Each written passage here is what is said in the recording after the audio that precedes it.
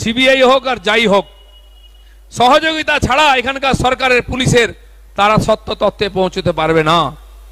আজ এই ধরনের ঘটনা যখন হয়, যখন আমরা আন্দোলন করি, লোক আমাদের বলেন, দাদা কতদিন আর সহ্য করব? রাষ্ট্রপতি শাসন কি হয় না? কবে রাষ্ট্রপতি শাসন হবে? নাহলে কিন্তু সরানো যাবে না। আমি বলছি অপেক্ষা করুন, হতাশ হবেন না। লিখিত হোক অলিখিত হোক, রাষ্ট্রপতি শাসনের দিকে পরিস্থিতি যাচ্ছে। আজ একবার ভেবে দেখুন, এখানে নির্বাচন কে করাবে? Central force. এতশো বাহিনী অতশো বাহিনী আসে, সেন্ট্রাল ফোর্স না হলে এখানে পঞ্চায়েত থেকে পার্লামেন্ট কোনো নির্বাচন হয় না। লোক বাড়ি থেকে বেরোয় না ভোট দিতে ভয়ে। আর এখানে সামান্য টেনশন হলে সেন্ট্রাল ফোর্স। বুদ্ধদেব বাবুর সময় তসলিমা নাসরিনের বিরুদ্ধে এখানকার মৌলবাদীরা আওয়াজ তুলে রাস্তায় নেমেছিল, তখনও পুলিশ তুলে নিয়ে সেনা নামানো হয়েছিল। এখানকার পুলিশ এত অকম্মা, কারণ এর উপরে কারো কোনো ভরসা নাই। তাই নির্বাচন থেকে আরম্ভ করে বিশ্বভারতী বিশ্ববিদ্যালয়ে কে শান্তি শৃঙ্খলা রক্ষা করবে, সুরক্ষা? Central force, CISF. রাজভবনের কে রক্ষা করবে? সিআইএসএফ। আরজি করে কে রক্ষা করবে? সিআইএসএফ। হাজারদুয়ারি থেকে একাধিক মনুমেন্টে, আজ বাকি মেডিকেল কলেজ ইউনিভার্সিটি থেকেও এই আবেদন আসছে।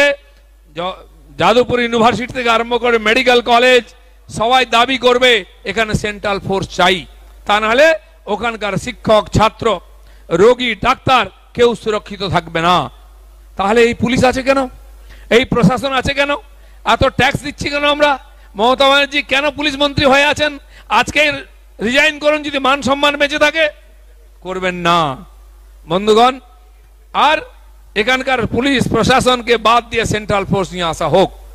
এখানে একটা খুন হয়ে যাক, একটা চুরি হোক, অন্য অপরাধ হোক, লোক আওয়াজ তুলবে সিবিআই চাই, সিবিআই চাই। ঘুষ হোক, জালি টাকার নোট ব্যবহার হোক, যাই হোক, সিবিআই চাই, ইডি চাই। আজ দেখুন 50-100 কেস সিবিআই ইডির হাতে চলে যাচ্ছে। তো শান্তি শৃঙ্খলার জন্য সেন্ট্রাল বাহিনী সিআইএসএফ, দুর্নীতি, হত্যা, অপরাধের তদন্তের জন্য সিবিআই, ইডি। তাহলে সরকার কি করছে? এখানে ঘাস কাটছে বসে বসে। তো এ সরকার যাকে মানুষ ভোট দিয়ে জিতিয়েছে কেন রাখা হয়েছে? ওই মুখ্যমন্ত্রী কেন বসে আছেন? লজ্জা করা উচিত। আজ সমাজকে ভাবতে হবে।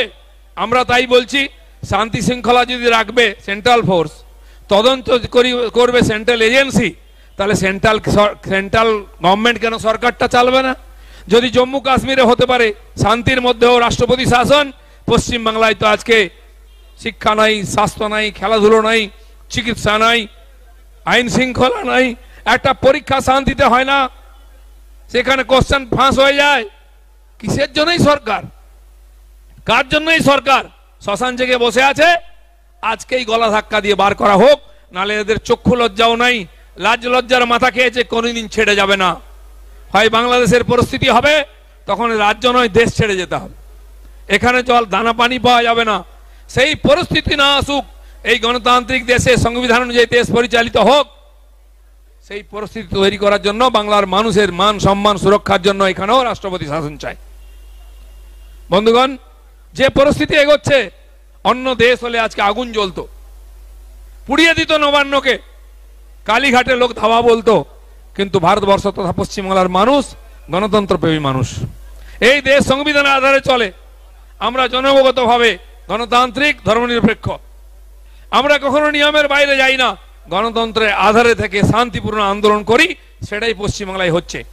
তাই সমাজের সমস্ত স্তরে আজকে আন্দোলনের আঁচ পৌঁছে গেছে।